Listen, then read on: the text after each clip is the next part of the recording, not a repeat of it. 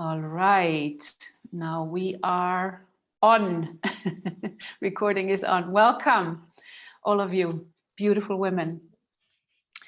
I would love to, since the three of us, Nicole, Una, and I, we did a chat some weeks ago and introduced ourselves. I would love to ask you, Nicole, to introduce Aurelia. Would you like to do that? And then of course Aurelia, you can also introduce yourself, but tell us how you met and what you are doing together, because that's a very exciting stuff you're doing together. How's that? Well, Aurelia and I met online. We haven't met in person yet. But it feels as if we've known each other forever. We were working on documents together and translating. And that was quite a deep work. And we quickly found out that we can work together really well, because we both love to look at deep meanings of words. We love to look at the deep meaning of life. And so apart from translating, we started to talk about philosophy, about our current situation. We've helped each other through some difficult moments. Aurelia lives in Italy at the moment, or she lives in Italy since 30 years, let's put it that way. I'm the one who only lives in places at the moment. And we've become very dear friends. Yeah, that's true. And talked a lot about, also Aurelia has huge knowledge. Well, she always says it's not huge because you can never have huge knowledge about this, but about Rudolf Steiner and anthroposophy. It's a never-ending story. And we talked a lot. So now I'm kind of entering into the now. We talked a lot about how can we go on? How can we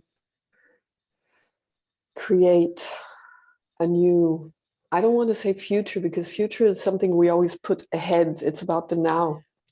How can we live the lives we wish to live?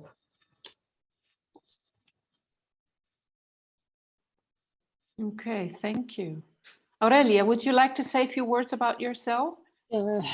About myself, there's nothing to say because I'm on the top. You have just the story together, but that I want to confirm that what said Nicole.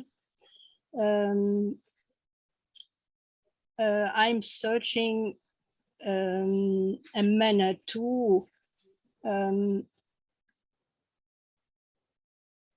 communicate with the new world that is going out, that comes out. And it's very difficult because we all are conditioned in old boxes.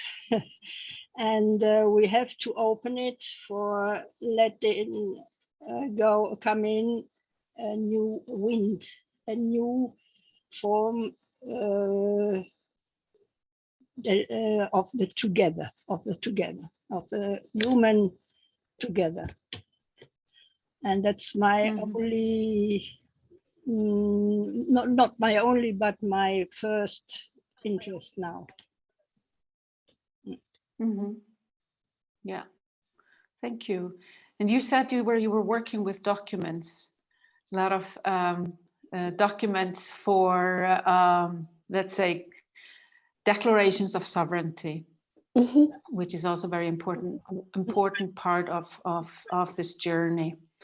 So let's call it self-determination, because sovereignty is again connected. The word itself is connected to an old world, in my opinion. Maybe we can find a more suitable word for that.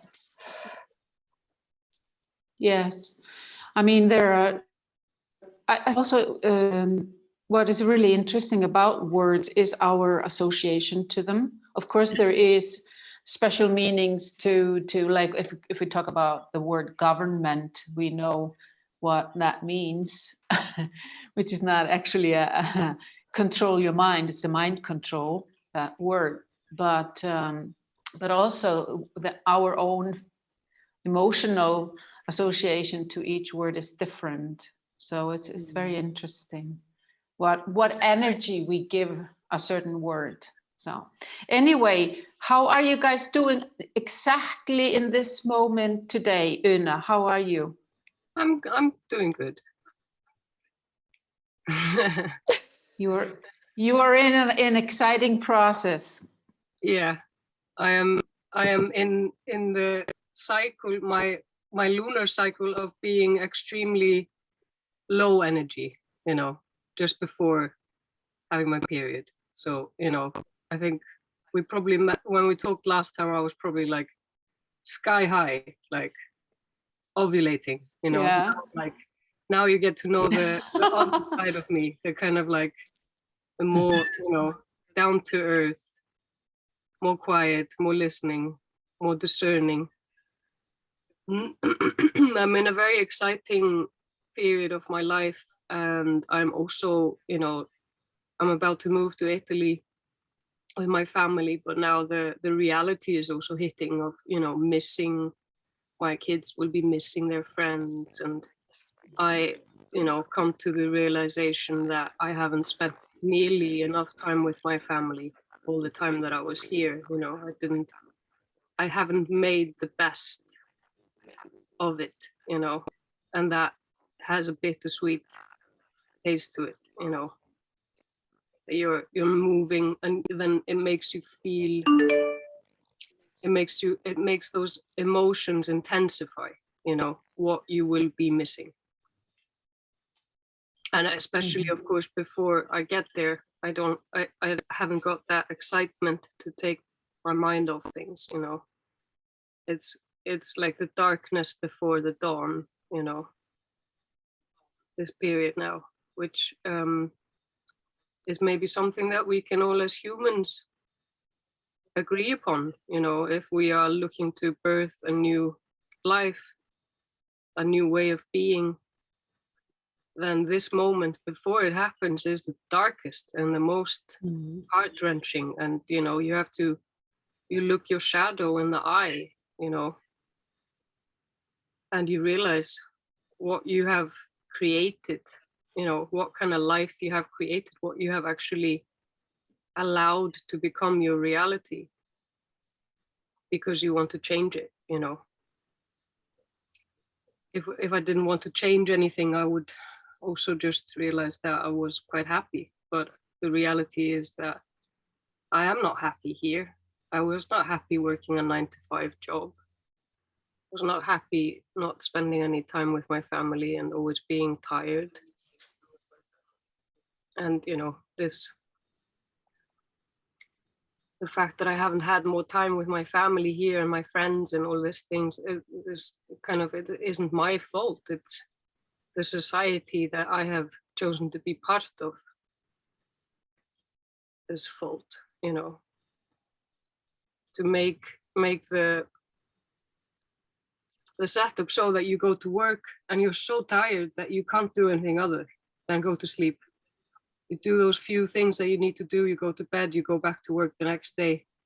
And this is what everybody finds themselves in. And, you know, there is no time to sit down and think, what do I really want for myself? What do I really want for this life? You know, I think when I tell people about this plan that I'm moving to Italy, there's this, oh my God, that's my dream. But then there's also this slight jealousy, you know, like, I can't believe that you are so selfish to, you know, like, they don't say that. And I'm not saying that they feel that way, but somewhere I'm just judging by how I myself would think, like, I can't believe you feel this worthy of a better life, that you will actually go and do this, and leave all of us behind. So it's difficult. Like it's kind of like, it's not just good news, it's also at the same time bad news. It's this, wow, they are doing what they want to be doing with their lives. I am not doing what I want to be doing with my life. They have figured out the best thing for them. I haven't given it any thought. So like, I feel like people are faced with this question, and it can be a bit difficult. It's a little dark right now. Yeah. Thank you. You touched on many things. It's also this, what you expressed of you feel when you look back that maybe you haven't used the time efficiently enough with your family, and now you're facing it, and now when you're leaving, you can see it more clearly, because the chapter is ending and something completely different is taking over. But it's also this, sometimes you also mentioned before we started the recording that you were in a waiting period. Mm-hmm.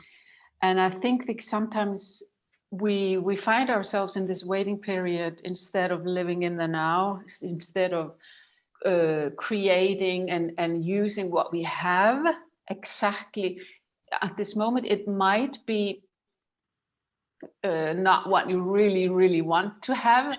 Let's say it's hard to explain. I think you understand what I mean. And so we are always waiting for something coming. We're always waiting for moving or the next job or whatever. And instead of just, this is what I have now. This is what I am going to make the most of, because this is what my soul wants me to focus on in this very moment.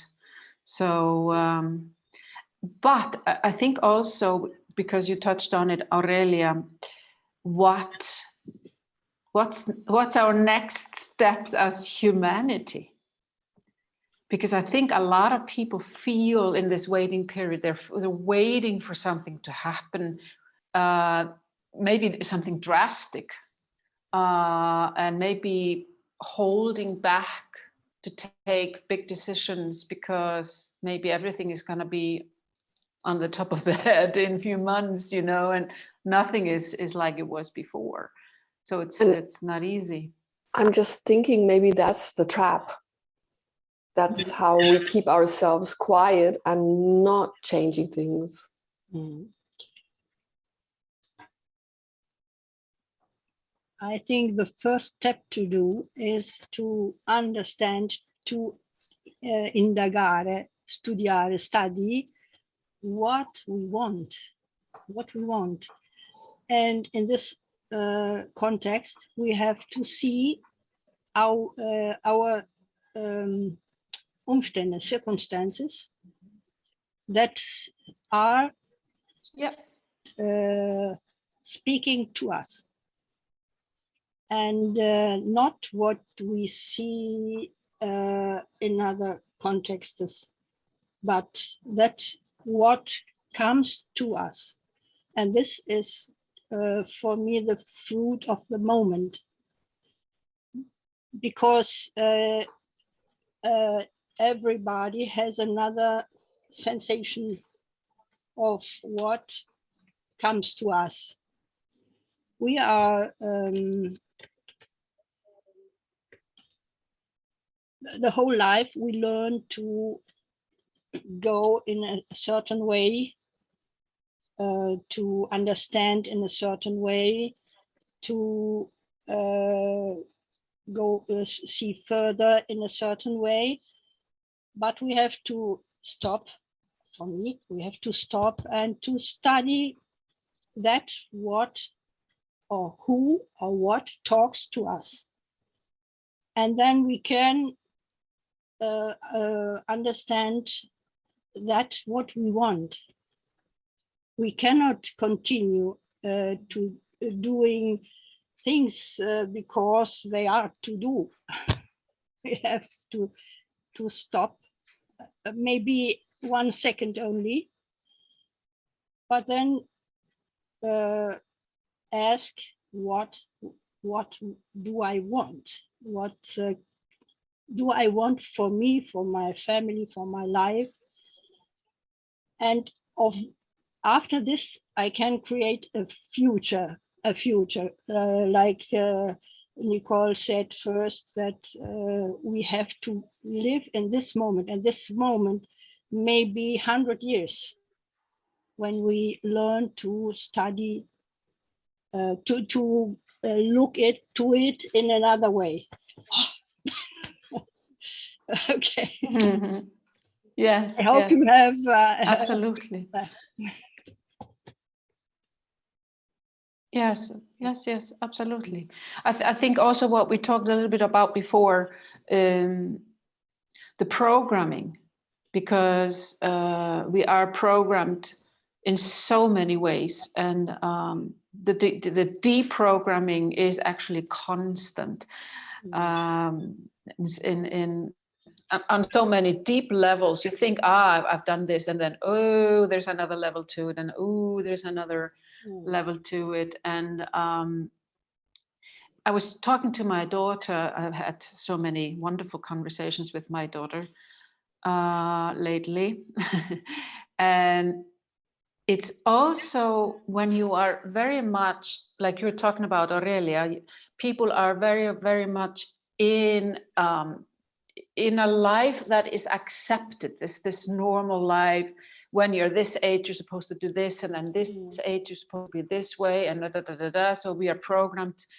When you are 60, you're supposed to retire. All kinds of things that we've been programmed to believe in. I say I will be 120 years old and I will never retire, but we are so far from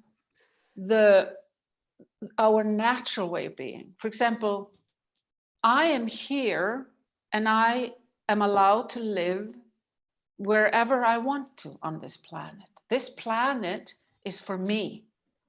And I am allowed to enjoy the whole planet. Nobody can tell me otherwise. And who is to tell me what name I'm allowed to give to my child? There's all these rules that people are and forget how stupid they are. We accept them. For example, in Iceland, there's a special committee that tells us which names we are allowed to give our children. Not only in Iceland. This is just a little. No, I know. They have this book where they need to consult if the name you chose is appropriate.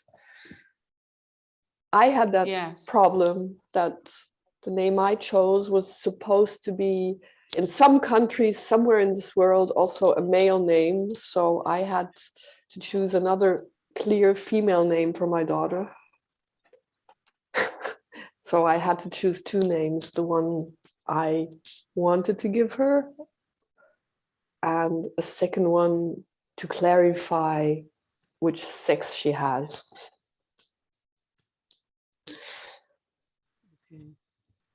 Mm-hmm. Yeah, but this is what we are, and I think, and then I will not say, I will give you the word, but I think sometimes what we've been going through, the restrictions, like here in Italy, the restrictions have been quite severe in some cases, that it pushes people to think out of the box. And I think, for example, in Iceland, they have it easy. Everything is sort of like, people think they can go back to normal. I don't know if you feel that, Una, in Iceland. If you feel that everybody's like, and I'm just going to go about my business as I've always done. I think this really much outlines this tall poppy syndrome, you know, that in order to realize what it is that we want, we have to not be afraid of what others will think of us, you know. And if we are in a field of flowers and one is a tall poppy, then, you know, instead of seeing it like, oh no, I'm going to stand out negatively if I don't give my daughter the name that, you know, if we do this collectively, all of a sudden, all of us are tall poppies, and we create a new field of taller poppies. And from that, again, one will, you know, rise and pull others with them, you know. But instead we see it that we will stand alone, and the wind will, you know, will just break us, and the other poppies are not going to grow, because this is the programming, you know, that that humans are boring, humans are you know, set in their ways, humans are evil, they are exploiting the earth, they are horrible beings, you know. This is what we've been programmed to believe about us. And then when we feel something growing inside of ourselves, you know, that makes us stand out, we don't feel the support of everybody else who's been thinking those things too. We feel like we will then negatively stand out, you know, and thus we kind of try to avoid the thought of what it is that I really want. Do I want to give my child a super special name, or do I want to, you know, move to a place where my family will have a hard time visiting me, you know? What is it that I want? We just avoid it. I think the programming is even deeper. And like most of the time we've lived in dictatorships, and we've been programmed, if we stand out, you're the one who is going to die. I think it's a death threat if you change, if you stand out. The programming, in my opinion, is it is about life or death. So that's why it's so strong. It's how I feel. That's very interesting. Yeah, well, it's belonging to the pack and follow the herd. It's difficult, of course, to stand out in a group, and it's a lonely journey. It's like a song never heard. The new world or the new life may be a song, very nice song, a very angel song, never heard first, and you know, you don't know how to sing with it. It's you understand that it's your song, that is your vibration, but you cannot handle it because it's never heard first. And so we are all a little bit protagonisti. Pioneers. Pioneers, yeah. I think. And the names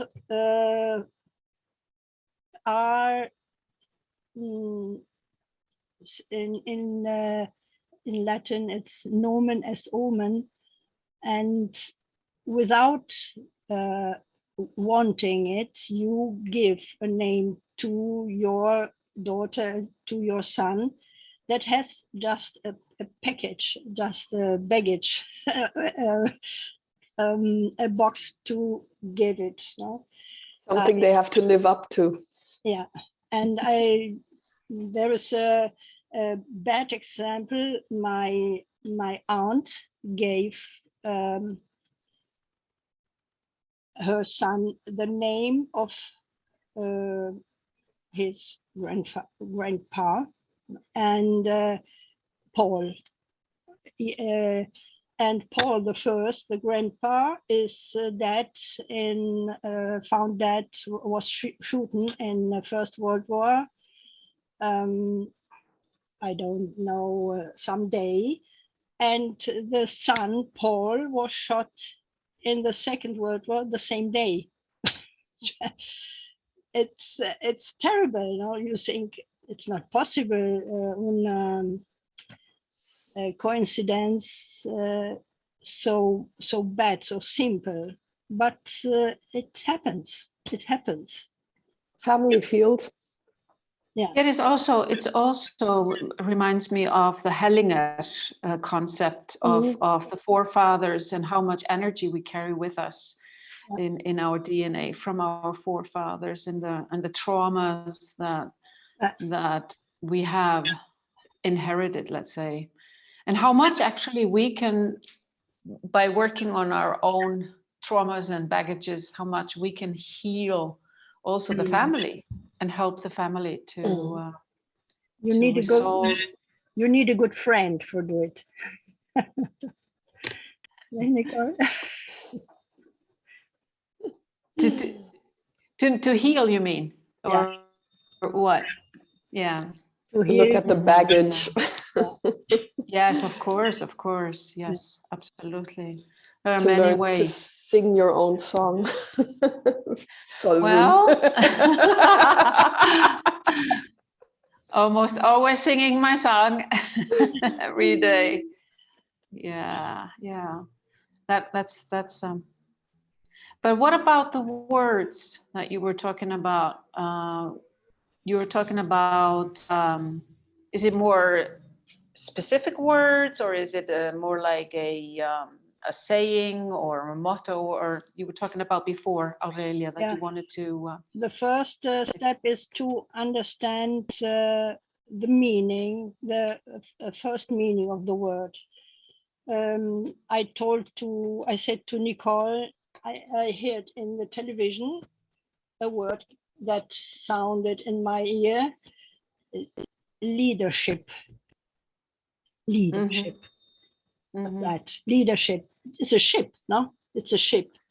And Yes. we have to understand why ship, no? A leader and a leadership. No, to understand what is the real meaning, and or return to old words, old like in Tedesco, führen. Nobody does use this word führen. It's a nice word, no? I take your hand and I help you to go forward. Führen. Is it because of the Führer? Genau. Yeah. Okay.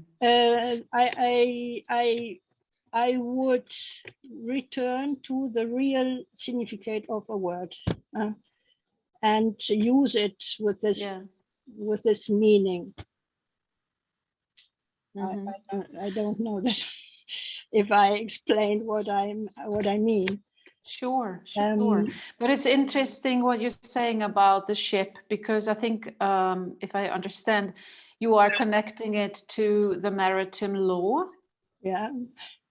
Being lost at sea. So it is the relationship, it's a friendship, it's a leadership. There are a lot of ships, a lot of boats, huh? Yeah. It's admiral law, and we have to be more attention to these expressions before use them. Yeah, it's a very interesting study to go into the quantum grammar and how we build the sentences and how the laws have been turned actually against us and trick us to sign something that's not good for us, and exactly how the words have been imprinted into us. Yes. And to register your child and take a name you don't want to and register it in the first place, because normally that's what we would not have to do if we go back to our natural way of living. Yes. And it all connects together, and going back to being in a sort of waiting position. I was just listening this morning to, you know, there are lots of truthers out there with all kinds of messages to humanity, and, you know, of course, supporting as much as they want to and can and whatever. A lot of people apparently, I'm sure you all have been feeling this energy, is people feel a little bit lost, people feel confused, they feel anxious, some have the nervous system, you know, aggravated, or feel, let's say, by the negative, I would call it fear porn in many cases. Also, people don't know, maybe this is especially those who are a lot of aware of what's going on in the world, that they just sort of don't know what's coming. What is in your view coming? If you on your timeline, on your special timeline, how do you perceive it? I know, Una, you are going to a paradise. You know, I'm also in a way leaving a situation that I feel is like there's a lot of confusion here. And there is this, I mean, people just, they want to stay small. They want to have it cozy, and they want their leadership to lead the way instead of being submerged in the sea of life, you know, and floating around aimlessly, and maybe even becoming a fish, you know, or becoming, what if we wouldn't have had ships? What would we have developed that would have left us much more able to navigate these waters and the deep and the depths, you know? Instead, we build this safe space, and we, you know, kind of like, we must get over this danger. We must just get through it, get to the other side. And, you know, like, I feel like there's a lot of confusion. I feel you can see it a lot with the gender. Like, people are so confused. They don't know whether they can be, you know, like, I know I'm not the typical female. I'm a very masculine energy, but I am female, and I know this, and I'm not going to change that because I have a little bit of difficult time living or something. You see what I mean? Like, I feel like there's so many options that have presented itself now, and it just confuses people, you know. Life has become so complex that you can't just be just happy with what you have, you know. You have to, you see that there's just too many options, you know, with your gender or with your religion. You know, you can take any religion from anywhere, and you've never ever had anything to do with it. All of a sudden you are praying to some koala bear somewhere, you know, like, and you're changing whether you're a man or a woman, you know, you're changing your pronouns, which I don't know. I feel like I think this confusion will continue, you know. And when we have this instant gratification, you know, we can just order things from Amazon. We can, you know, we can get everything we want. We can go onto Tinder and we can swipe people, you know, we can, and it is starting to have an effect on our brains, I think. You know, you're watching some documentary, and you think you can just swipe away this person because you don't like what they're saying, you know, or kids playing, and they're so used to being in control of the game on the screen that they can't handle a little bit of conflict, you know. They're so used to being in control that, you know, yeah, we've kind of lost a little bit this, just this, what it means to be human, and not always be happy, and not always be you know, filled with, you know, I am fully who I am, and I am completely okay with it. That's not going to be the reality for us if we don't accept ourselves, you know. It's like we Yes. can't, the human experience of the moment is experience something being not quite perfect and be able to press a button to change it, And this, I think, is just, I guess there's a lack of gratitude in society right now. Gratitude for the fact that anybody will date you. Gratitude for the fact that you were born female or male, and that sometimes it's going to be hard to be that, but you're still grateful for it. Gratitude for the fact that people are there to play with you, to talk to you, to have an experience with you, even if they're not perfect, even if you don't agree with every single word. And I'm escaping this.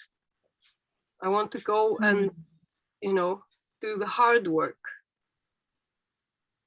where I'm just toiling the earth. I'm not toiling anything, actually. I'm just planting things, and taking care of it, and I feel this gratitude. Was that, It's has been the most important. Just gratitude for everything that came my way. Maybe we can then talk about this, what you were mentioning earlier, law of attraction. I don't know what to call it, but I would definitely disagree with it. yeah. Because if I believe in the law of attraction, I did not attract being neglected as a child. I did not attract all the unhappiness that I have felt in my life. There's so many points to that where it just doesn't fit for me, and like the negative parts of that. I was listening to somebody who was talking about this, and like he was getting really angry about like all the wrong in this spiritual world, and where he was saying that the law of attraction speaks about, the famine in Africa as being a law of attraction, and this kind of stuff just makes me angry, and I don't know. I don't know where I'm taking this. I think we've just let the evil have the better hand, I think it's that simple. It's like there's good forces and there's evil forces. And there's a lot of just packaging that as like, you have to integrate your shadow and where you're just making space for the devil, basically, where you're just justifying why you should be rich while somebody else is poor. Law of attraction speaks mostly about wealth and money and love, and give me those three things and I will be happy. That is ego driven. It's super selfish. Yes. And I don't think it works. This is kind of like. Ich bin am Computer, aber du kannst mir ruhig schon mal sagen. Aurelia, wir sind in einer Aufnahme. Yeah, we'll just wait. Yes. So. I think it's pure evil to tell somebody that they're born into the wrong body. Yeah. I think it's just really mean. And it just makes me really sad that I watched a documentary called What is a Woman the other day with Annick. And the question doesn't get answered. There's no answer. What is a woman? But to be in a society right now where at the press of a button you can change that woman into a man because somebody tells you that you don't have anything to be grateful for, that you can just change this. I feel like this is like the devil at work. And it's spreading out to people thinking that there's something wrong with them, And then things like this, the law of attraction, where you spend maybe a month trying to attract, and it doesn't work. It doesn't come into fruition, and then it's your fault. Yeah. Or then something really bad happens to you, and somebody will say to you, well, you have to work harder at attracting the good things, you know. I think this is just pure evil. It's also a very good point to raise, Una, because also it is also embedded with the gratitude aspect, and people I feel are generally very, very spoiled and very, very materialistic, and connecting this success and how well and good you are at attracting things into your life is because it is all measured by money and materialistic things, and being grateful for the small things in your life is so gone in so many instances, I feel. I like to say also, you attract, let's say, if you call it attract, what you need, you get what you need, what your soul wants you to experience, and what you need in every given moment. Yeah. Because you're always taken care of.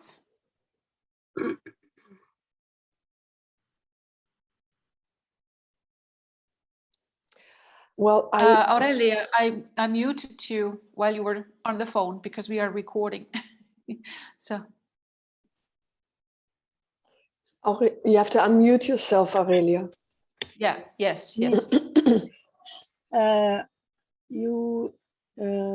said more times first, I am not perfect, or my life is not perfect, or my what does it mean, perfect, for you?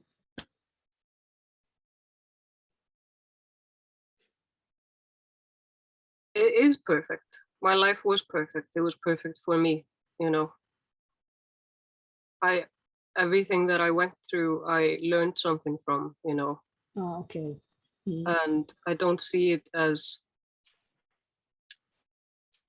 I think happiness is just the absence of unhappiness, you know. I don't think there's this ecstatic happiness that's uncomfortable to be in, but happiness is when there's nothing making you actively unhappy, you know. And so maybe that's what I mean more, like I had a life where there were very many things that made me actively unhappy, like too small clothes, or no pausenbrot, you know, in my back, and nobody taking care of me, nobody talking to me, nobody showing interest in my life. All of these things, they made me unhappy, you know. And I guess to me, a perfect life is a very simple life where these things are not part of your reality, where you have clothes that fit you, somebody gives you breakfast in the morning, maybe even picks you sometimes up after school. These very simple things, you know. But you said a very important word, carefully, to be careful, full of care for the others, no? Yeah. Who goes with you, who stays beside you, if you are attracted or not. This human is with you in this moment, and you have to care for it, for him. Yeah. That's right. But for me, happiness is not only a sense of unhappiness, because there is the will behind, because like the light, the light makes no shadow. The shadow rises when you turn around, when you turn your back to the light, and then you create the shadow. The light is every time is here, like happiness. The happiness is united with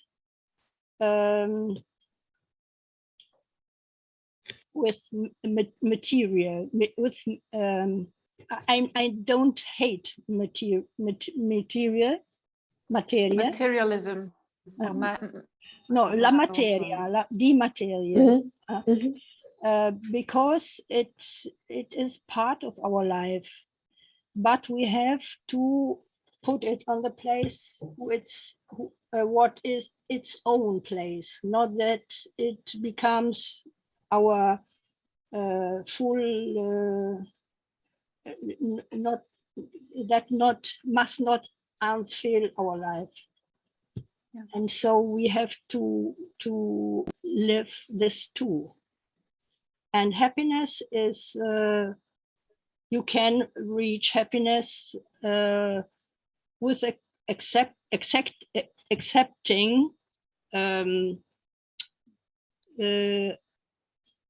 the fact that life is material too. So I think happiness is that's not the happiness we could have in the other dimensions. The other, when we see the angels and God, no, that is another happiness. That's turning home. That is so full that we cannot feel it now. So we have to play with the puzzles we have here in this life. And we have to be careful with all that comes to us, more than that what we want to see. Okay. Maybe it's also how we react to the things that come our way. Is the comfort zone we are all, like you're talking about, Una. A lot of people don't want to, you know, how do you call that? Push the comfort zone, or they just want to stay in the safe box in order to save themselves from anything uncomfortable. But this is the way we grow, is to, of course, to step out of the comfort zone. But it's also, life is always testing us in a way. How are you going to react to things that are not comfortable, and in many different ways. And I think, you know, having to face, I will land on the street. For many people, that would be a huge uncomfortable thought. Having no money, nothing to eat, having no work, no people in your life. You know, all of these things are tough things for most people. And so how are you going to react to these things? How does it make you feel? And this is my journey, is being completely alone and having nobody, you know, I could be dead, not now, but a period in my life, not far away. I could have been dead in my room and nobody would know. So these things is to go through a life of testing. I think the trauma within us is the abandonment trauma. Feeling completely alone, having nobody to care for you. That it's a difficult situation to go through. And facing, like we're talking about, fulfilling. What is happiness? What is it really? And it's this: how much can I myself fulfill me?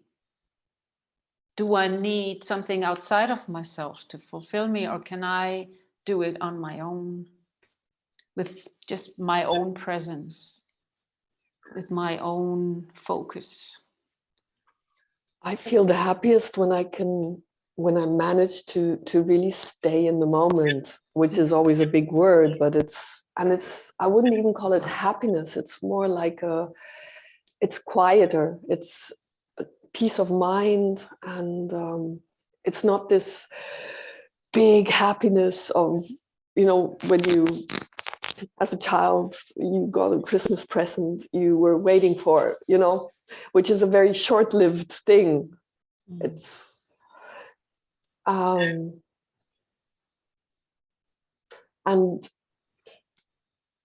when I am in this state, going back to this law of attraction, because I also had a look at it, and again, as a lot of things that we are promised in the outside, it's about a future you're creating, but it's always the future. It's like, at the moment, we're always promised the 5D and higher, rising higher and changing. It's in the outside and it's a future. It's nothing tangible. And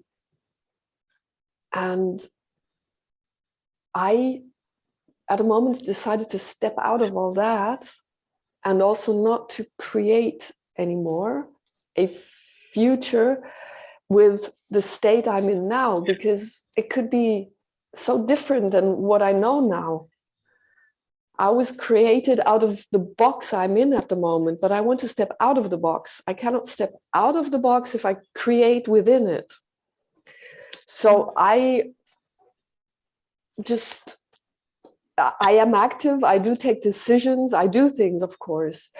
But with the big decisions, I kind of wait what comes in.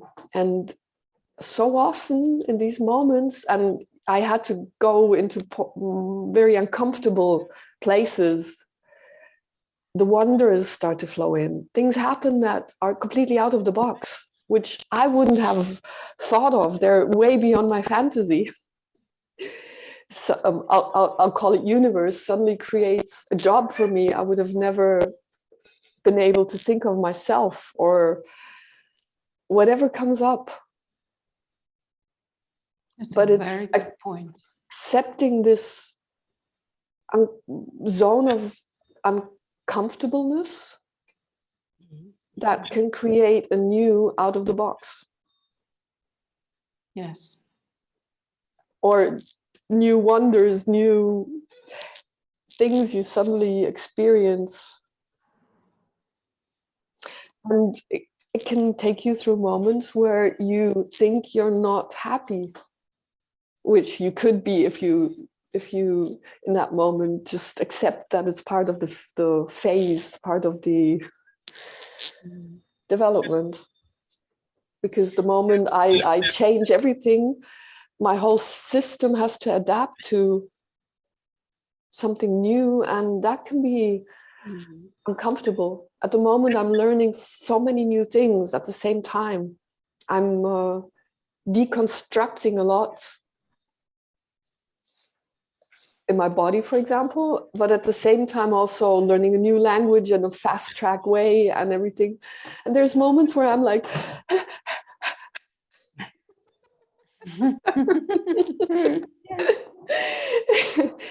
but it's wonderful. It's wonderful. And I'm sure once you move to Italy, you will have the same. It's going to be so many new things. It can be very overwhelming, but it's beautiful. And that's when you create new things and attract new things. Exactly. I also think it is what we also always, I love the way you said it, Nicole, is to allow ourselves to be uncomfortable, to allow ourselves to be in that box or in that space, and not expect us to create grand things when we're in that space. It's fine. And if we start to force something, without having all the puzzles, or let's say the next puzzles or the next steps, we're going to create something. But yes, that's basically what I was just going to say. Because we sometimes we don't know. Like you say, we can't imagine something that is grander coming from our soul. But also what I have to remind myself often is a phase that I call an integration phase, where you've been creating and thinking and manifesting, doing something, and then suddenly the energy goes, whoa. And then usually no ideas come in, nothing happens, everything is so quiet. And usually I say to myself, okay, this is, let's say, the uncomfortable phase for someone like me who always is creating, is to digesting, integrating what just happened. And then when I allow myself to do that, then the next phase begins again, where I start seeing things and creating. So the healing of silence. It's not really necessarily a healing phase. It's also letting everything that I created already settle within my energy, because something new has happened. I went through a phase that a lot of things were happening, and I had to allow them to settle before I take the next steps. Right. One of the most asked questions about, when I tell people that we are moving to Italy is, what are you going to do for a job? Mm-hmm. And I don't know. I haven't been there. I don't know if they need a post person, or whether they need a farmer, or whether they want to learn English, or whether maybe I just will have enough to do on the homestead.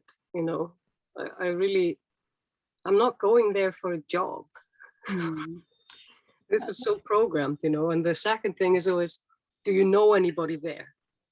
So it's like, I find it very terrible, because you decided to go in Italy because you want to go to Italy, because you have found a nice place, because you have 1,000 ideas for realize something for you. But every time we have to think about how to survive, how to have money, how to make this, make that. And I want with all my heart that everybody has the right to live their own creations, because we are creators. And we have to help the others for realize their dreams, and the others have to help us to realize their dreams. And here we have to arrive, and nothing else. In the future, no?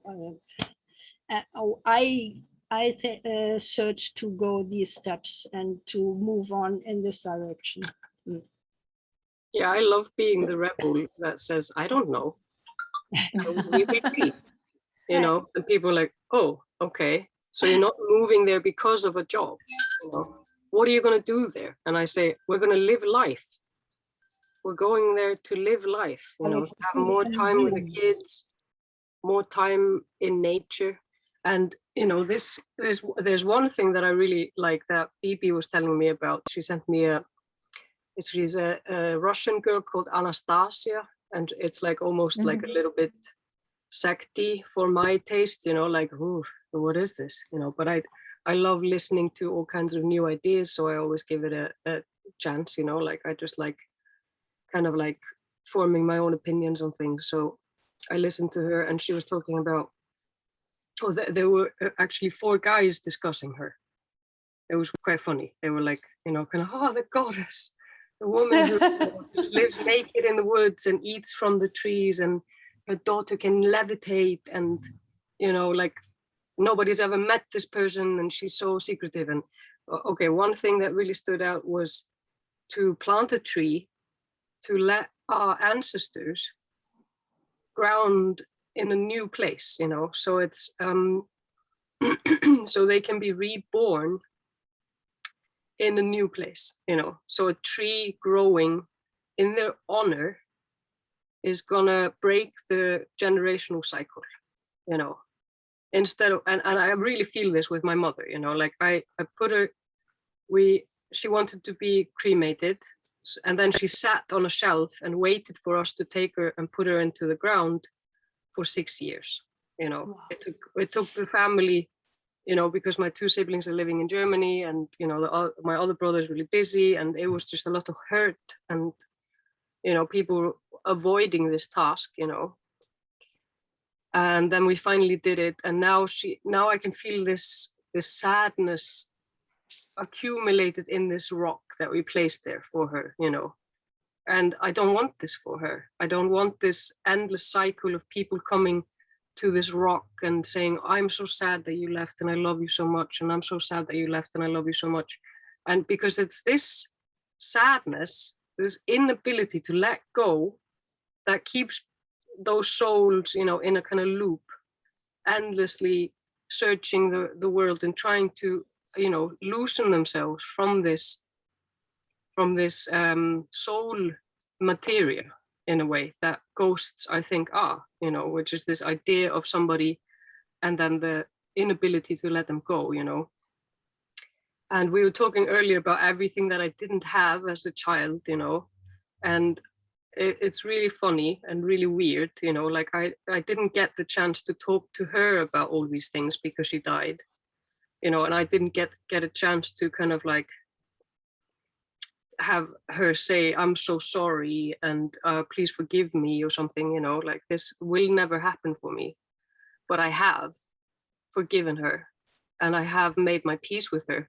And I've never, in a way, had as a strong relationship with anybody as with her now that she's gone, you know, and now that I have actually forgiven her.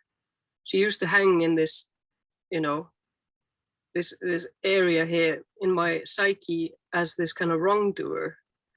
And once I had let it settle into my being, like, and I accepted all of these things and just became grateful for everything that she did do for me, all the fun things that she said, all the wonderfulness that she was, you know, then I could kind of like really grow out of that, you know, and really become the person that she wanted me to become, you know. And that's why I'm going to take her with me to Italy, you know. And I was talking to my kids, what kind of tree would my mother like to have, you know, and they were like, an orange tree, or a peach tree, a tree with very many blossoms, you know.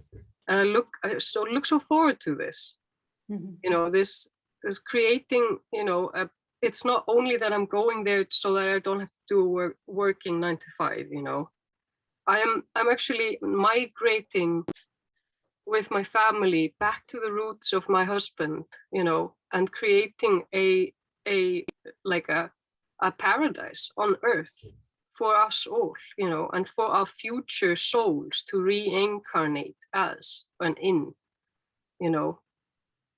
I'm gonna break the generational curse. I'm gonna, you know, which is this kind of like vicious people, you know, like alcoholism and being poor and, you know, under the rule of Denmark or under the rule of Norway, or you know, like always looking for this leadership, you know, and this being beheaded if you disagree, you know, by the Viking.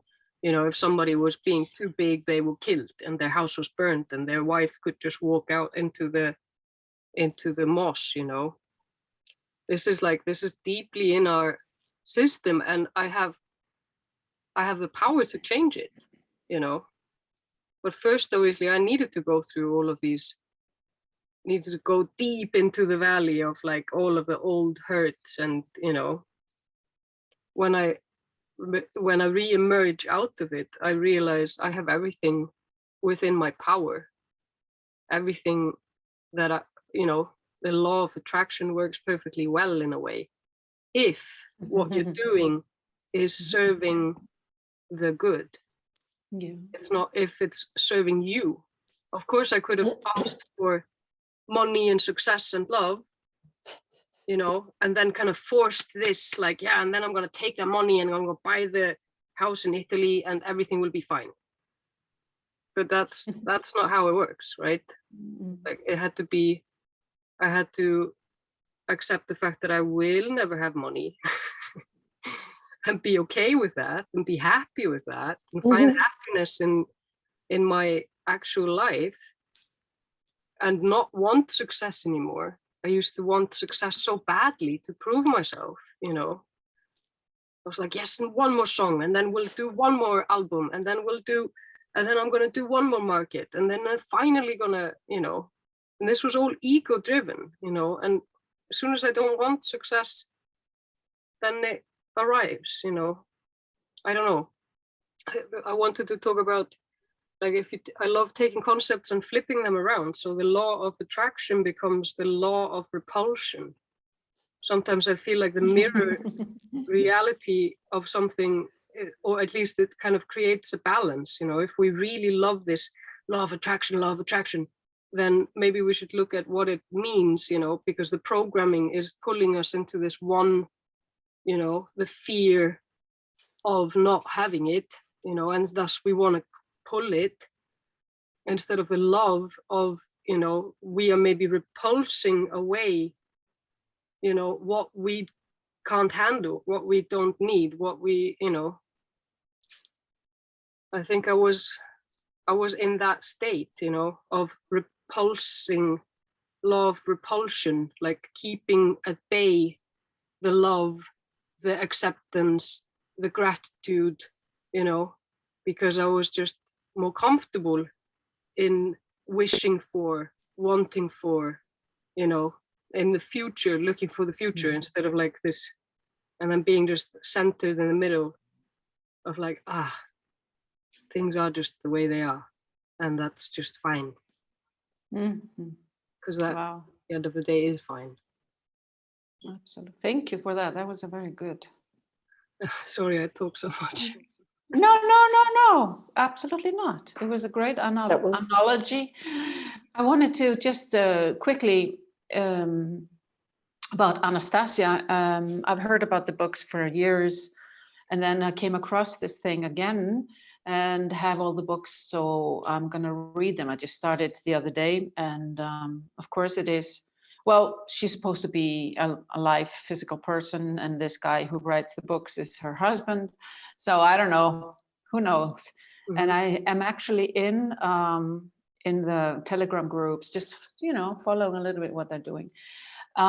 What I love exactly what you mentioned with the tree, because the way they make their own paradise is actually what you're doing.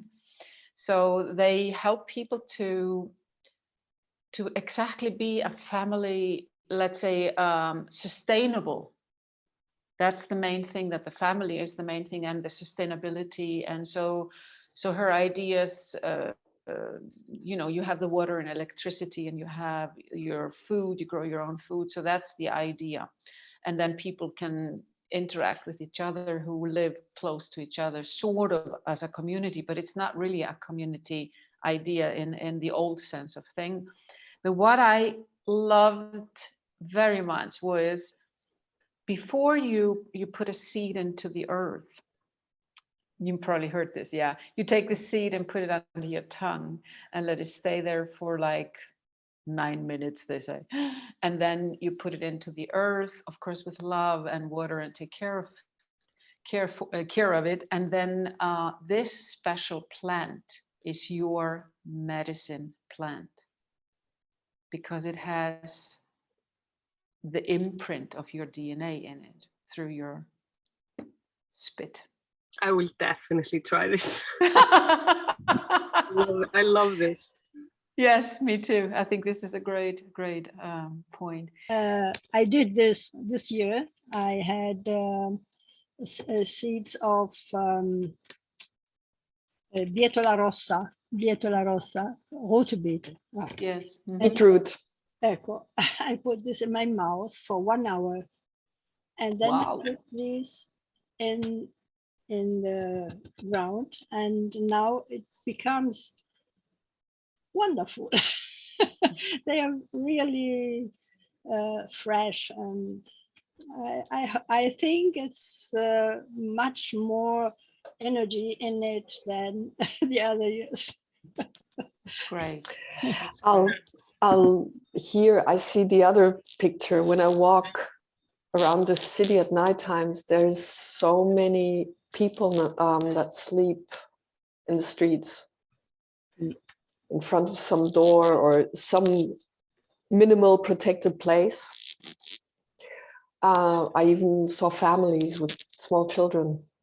And here not this city, generally in cities where you have a lot of concrete, you cannot plant, you cannot build something, you cannot sustain yourself when you fall out of whatever the system is. And the people, it seems to be they get lost and lose hope.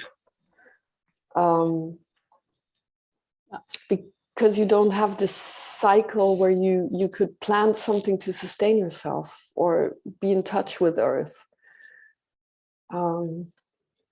You are in Buenos Aires. I just wanted to yeah. But how can you desire something that you know that you don't know?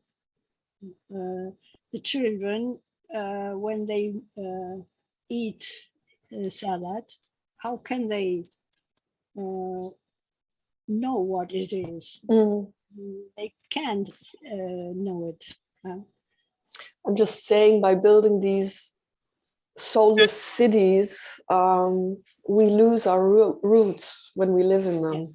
You can order all at Amazon. Some boxes Amazon, it comes for you. I think this fits into the discussion of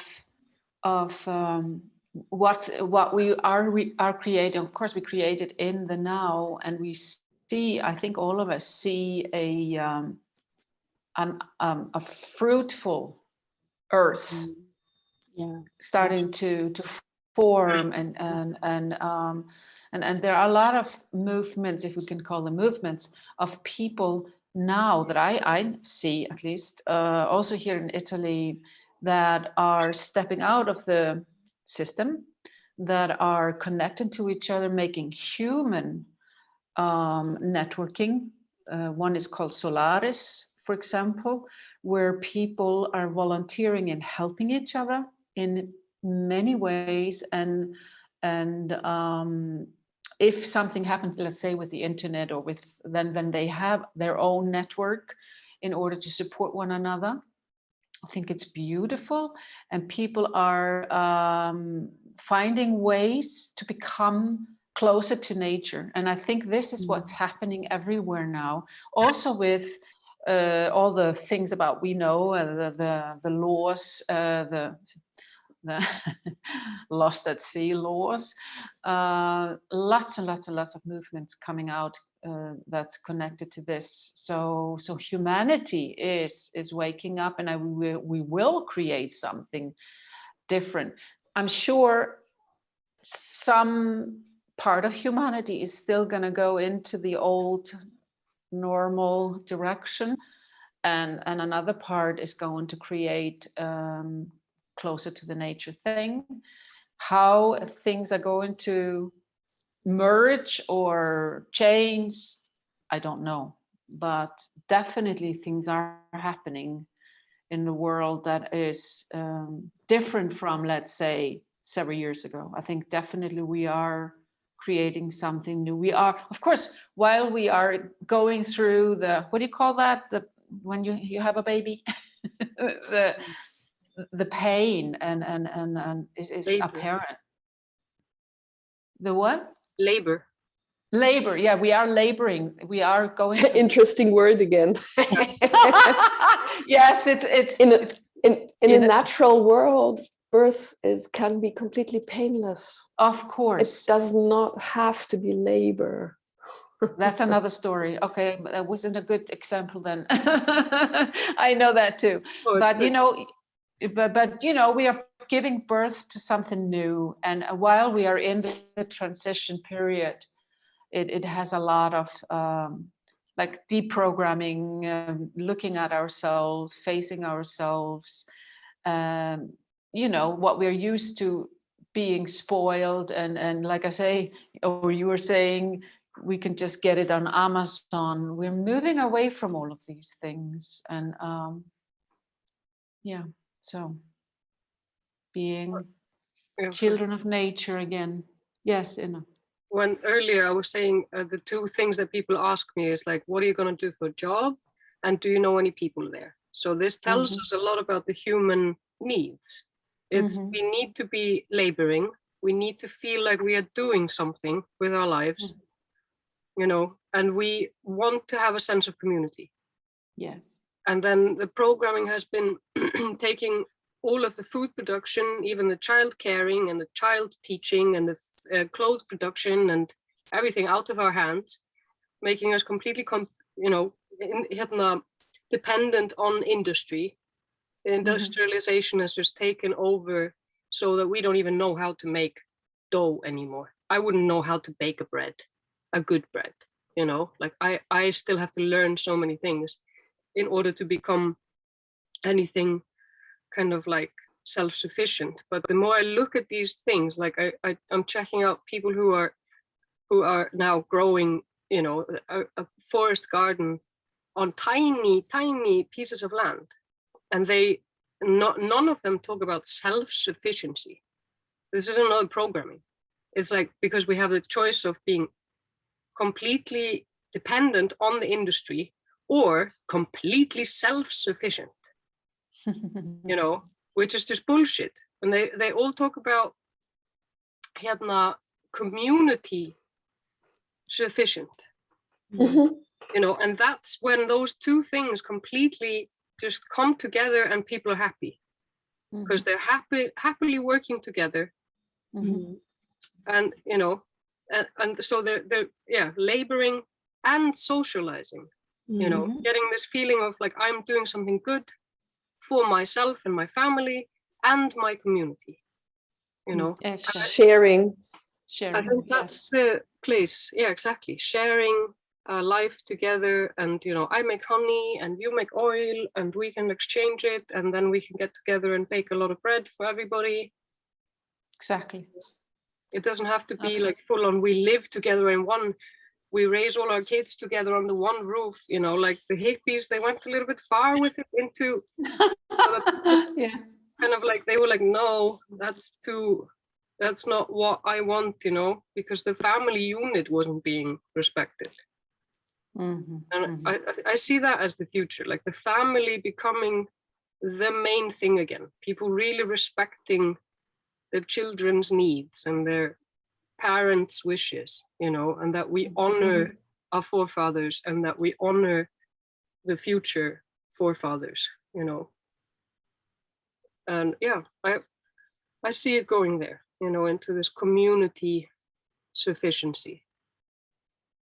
Yes, thank smaller you. circles. Yeah. How do you see it, Nicole?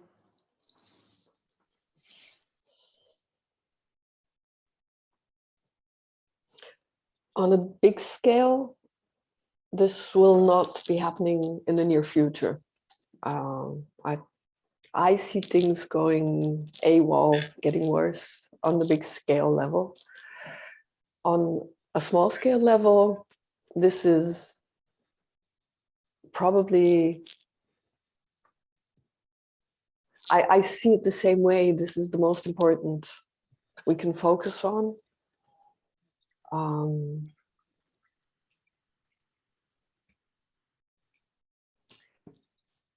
And on a personal level, to be free enough inside, wherever you are, to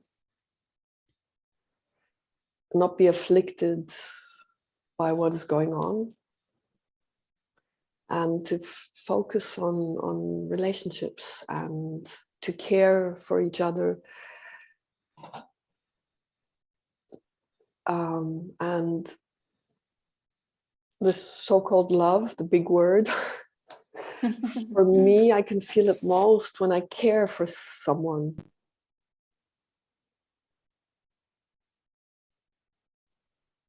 So it's about nourishing each other to help each other grow like a tree. Yeah. So we plant the seeds into earth, but also we plant seeds of friendship. Mm-hmm. What do you, thank you, Nicole. It's beautiful. What about you, Aurelia? I agree with. I don't. Una. Una. I agree with Una because the family is very important, because the the tiniest nuclear group of responsibility and care. But I hope that I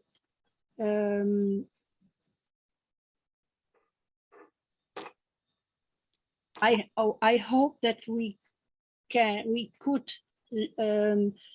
lose the fear of other humans, because there is a little a fear in us, and I hope that I can maintain my impulse that makes that I could embrace or kiss somebody in some moment because he did something wonderful that that love that comes in one moment for another person, for another human being nearest mine, and I hope to not to lose it, and to have that should be my way to go in this direction, to lose the fear completely, and to have Vertrauen, in trust in what comes to me. That's it. Thank you. Beautiful. I love that, to kiss and embrace another human being when you want to. It's this imprinting that, like we mentioned, I think Una mentioned, that people are not good, that they are evil, and instead of really trusting in the good in each other. Mm-hmm. And we are, of course, individuals. We are one as well. So nurturing ourselves and nurturing and caring for each other is the goal. Anyway, girls, we've been going at it for a long time. Thank you so much for this beautiful chat. And let's do it again soon. Yeah, I hope and, so. I will study English. You're fine. Absolutely. Thank you all. Thank you.